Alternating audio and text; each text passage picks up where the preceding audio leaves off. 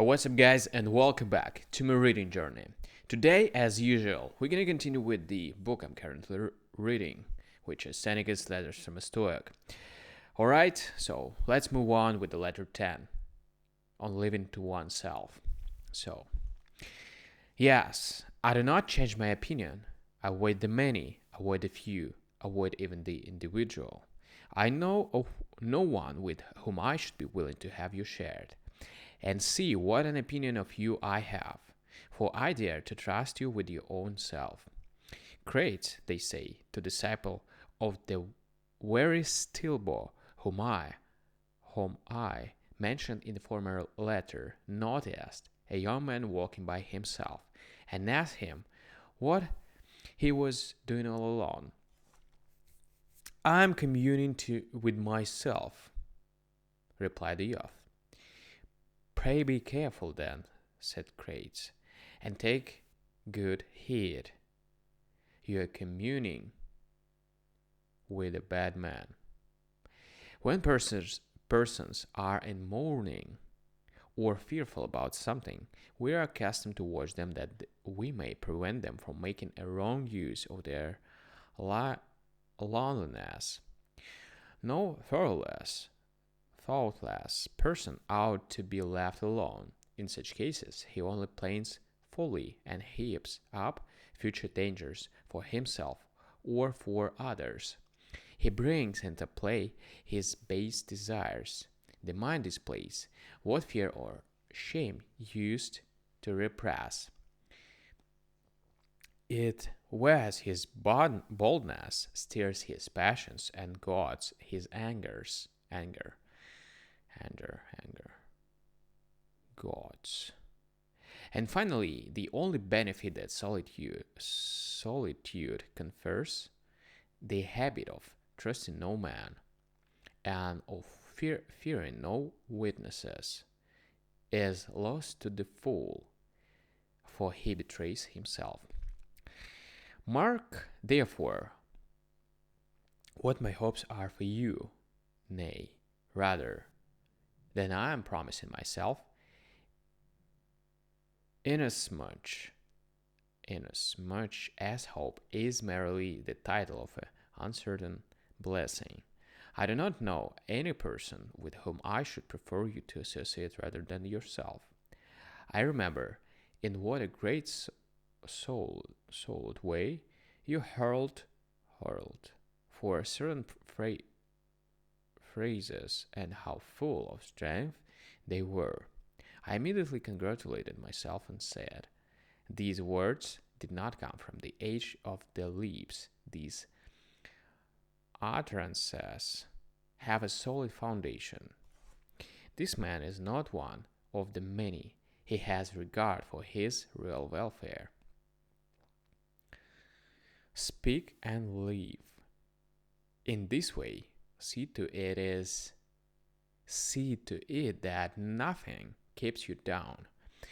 As for your former prayers, you may dispense the gods from answering them. Offer new prayers. Pray for a sound mind and for good health, first of soul and then of body. And of course, you should offer those prayers frequently. Call boldly upon God. You will not be asking him for what which belongs to another.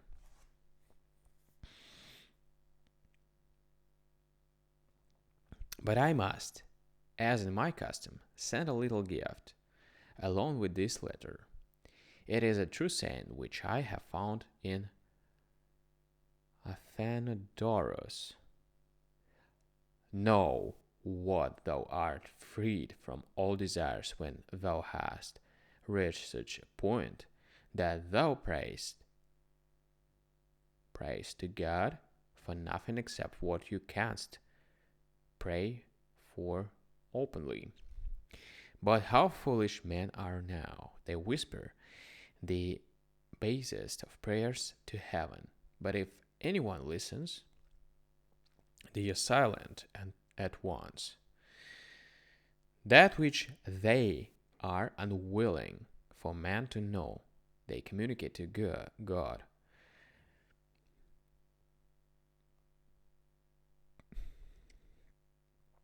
Do you not think, then, that some such wholesome advice as this could be given you? Live among men as if God beheld you, speak with God as if men were listening. Farewell. Alright, letter.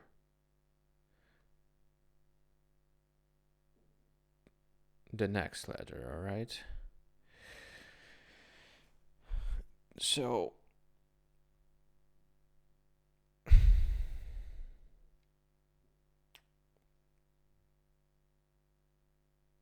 on the blush of modesty.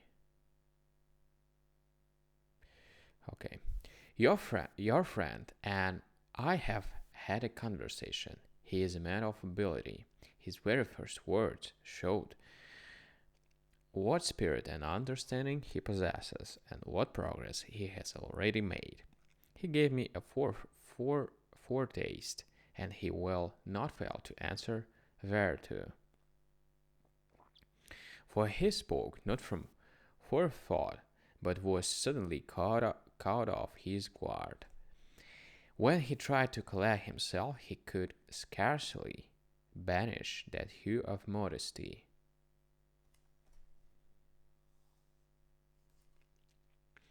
which is a good sign of a young man. The blush that spread over his face seemed to rise from the depths, and I feel sure that his habit of blushing will stay with him after he has strengthened his character, stripped off all his faults, and become wise. For by no wisdom can natural weaknesses of the body be removed. That which is implanted and inborn can be toned down by training, but not overcome. The steadiest speaker, when before the public, often breaks into a perspiration, as if he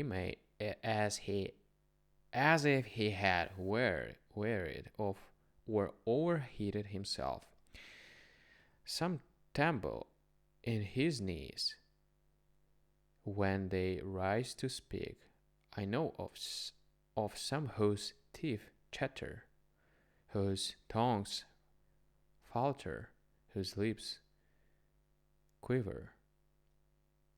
Training and experience can never shake off this habit.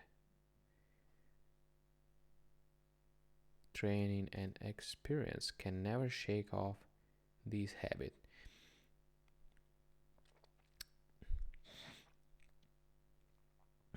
Nature exerts her own power and through such a weakness makes her presence known even to the strongest. I know that the blush, too, is a habit of this sort, spreading suddenly over the faces of the most dignified man. It is, indeed, more prevalent in the youth because of the warmer blood and the sensitive countenance. Nevertheless, both seasoned men and aged men are affected by it. Some are most dangerous when they redden, as if they were letting all their sense of shame escape. Sulla, when the blood mantled his cheeks, was in his fierce mood. Pompey had the most sensitive cast of countenance. He always blushed in the presence of a gathering, and especially at the public assembly. Fabianus also, I remember, reddened when he appeared as a witness before the Senate, and his embarrassment became him to a remarkable degree. To a remarkable degree. Such a habit is not due to mental weakness, but to the novelty of a situation. And an experienced person is not necessarily confused, but is usually affected because he slips into this habit by natural tendency of the body, just as certain men are full-blooded, so others are of a quick and mobile blood that rushes to the face at once. As I remarked, wisdom can never remove this habit. For if she could rebound all our faults, she would be mistress of the universe. Whatever is assigned to us by the terms of our birth and the plan of our constitutions will stick with us no matter how hard or how long the soul may have tried to master itself. And we cannot forbid these feelings any more than we can summon them.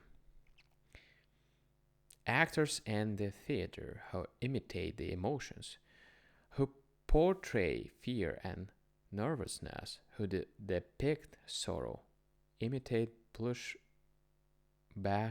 bashfulness by hanging their heads, lowering their voices, and keeping their eyes fixed and rooted upon the ground. They cannot, however, muster a blush, for the blush cannot be prevented or acquired. Wisdom will not assure us of a remedy or give us help against it. It comes or goes unbidden and is a law unto itself.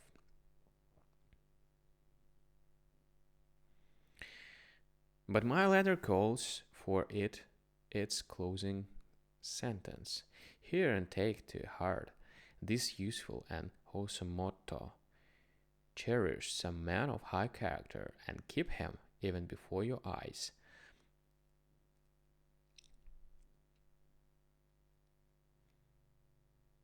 And keep him ever before your eyes, living as if he were watching you, and ordering all your actions as if he beheld them.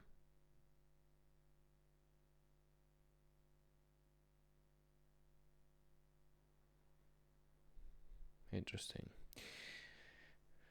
Such, my dear Lucius, is the counsel of Epicurus. He has quite properly given us a guardian and an attendant. We can get rid of the most sins if we have a witness who stands near us when we are likely to go wrong. The soul should have someone whom I can respect, one by whose authority it may make even its inner shrine more hallowed. Happy is the man who can make others better, not merely when he is in their company, but even when he is in their thoughts. And happy also is he who can so revere a man as to calm and regulate himself by calling him to mind. One who can so revere another will soon be himself worthy of reverence. Choose therefore a Cato, or if Cato seems to serve severe a model, choose some Lalius,